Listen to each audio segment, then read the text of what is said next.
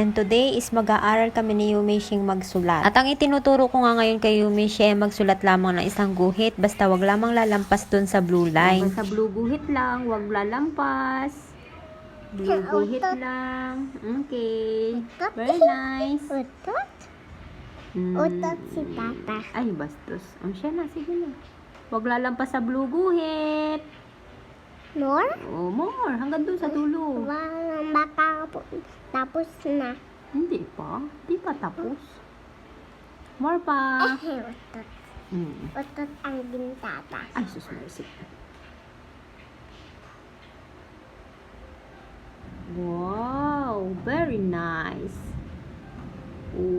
Wow. Oh, lampas na yan sa blue guhit ah. Huwag mo ilalagpas sa blue guhit. Bawal lumampas sa blue guhit eh. Ito pa? Hindi na, yan lang. Yan lang. Okay na yan. Go.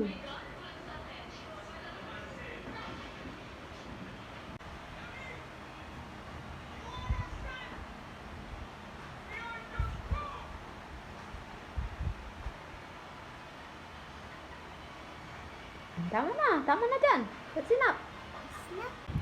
Dito naman. Dami. Dito. Oh, dami na yan, dami. Ilulong ko yan. Oo. Oh, siya, dito na. Sulat na dito. Si Mama? Asan? From bawal lumampas sa blue guhit ha. Bawal lumampas po. Bawal lumampas. No. Galingan mo. Tapos na. Patingin. Wow! Very nice. Dami. More pa, more.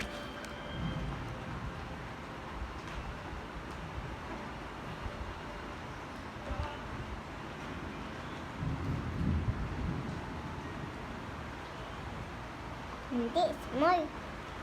Mama, gusto ko small. Yan yung... Asig-asig mo doon. Masyadong dikit-dikit. Oo. Wala na yan sa blue guhit. Hanggang blue guhit. Dali. Ito na. Okay na yan. Ganun. Blue guhit titigil.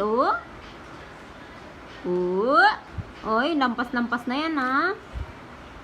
Lampas-lampas na ah.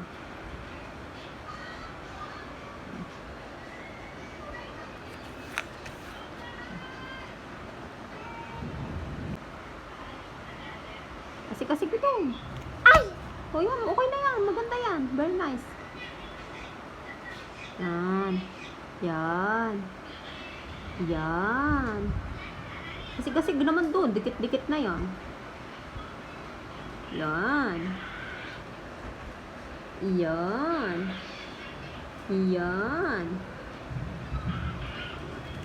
Aay.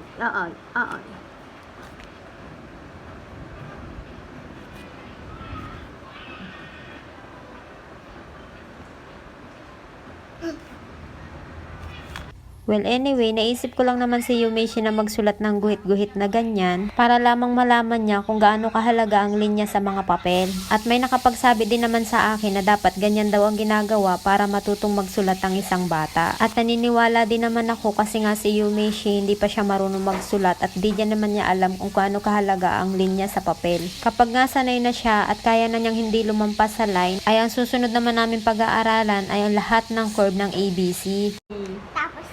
Tapos na! Palakpakan! Yay!